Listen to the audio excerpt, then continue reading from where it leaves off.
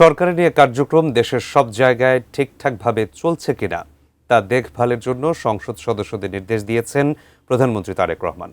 বিএনপির সংসদীয় দলের সভায় ৭ মন্ত্রণালয়ের কার্যক্রম মূল্যায়ন করে এই নির্দেশ দেন তিনি। শনিবার সন্ধ্যায় জাতীয় সংসদের এলডি হলে সংবাদ সম্মেলনে কথা জানান জাতীয় সংসদের চিফ হুইপ মোহাম্মদ নুরুল ইসলাম।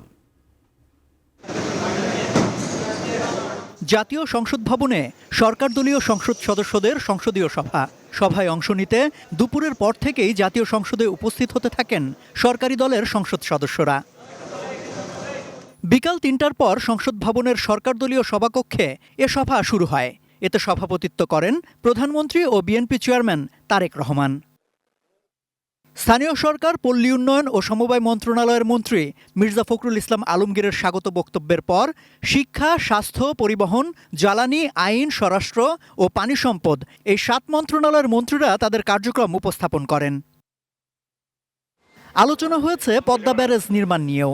পরে জাতীয় সংসদের এলডি হলে সংবাদ সম্মেলন করে এ বিষয়ে জানান চিফ হুইপ মোহাম্মদ নুরুল ইসলাম। তিনি বলেন, সরকারের নেওয়া কার্যক্রম ঠিকঠাকভাবে নিশ্চিত করতে সংসদ সদস্যদের নির্দেশ দিয়েছেন প্রধানমন্ত্রী।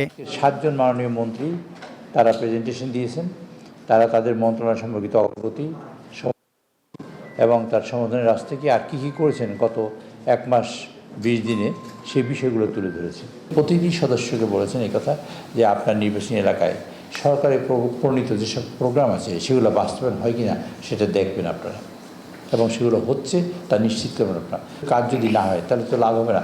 রোববার বাজেট অধিবেশন শুরু হবে। ১১ জুন বাজেট উপস্থাপন আর ১৫ জুন সম্পূরক বাজেট পাশ করা হবে বলে জানান তিনি।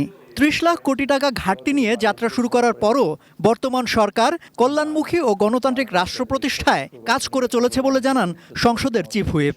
১৫ তারিখে বিকালবেলা সম্পূরক আমরা বাজেট পাস করব, ১৬ তারিখ থেকে বাজেট ডিসকাশন হবে। সেজন্য আমরা হয়তো সকাল বিকাল সেশন করতে পারি, কারণ ৩০ তারিখে বাজেট পাস করতেই হবে। এই সরকার কাঁধে ৩০ লক্ষ টাকার ঘাটতি বাজেট নিয়ে রওনা দেওয়ার পরেও আপনারা কি ফিল করেন যে এরকম একটা অভাব হাহাকার সেইখান থেকে বের করে এড়িয়ে আসতে পেরেছে এই সরকারের সাফল্যতা। এই যাতে যা কেউ চুরি না করতে পারে, দুর্নীতি না হয়, তার জন্য আজকে আলোচনা হয়েছে যে দুর্নীতি দমন কমিশনের কার্যক্রম কীভাবে হবে। আমলাতন্ত্রের কারণে আমরা সবাই ক্ষতিগ্রস্ত হই সবসময়, এটা সবসময় ছিল, এখনও আছে।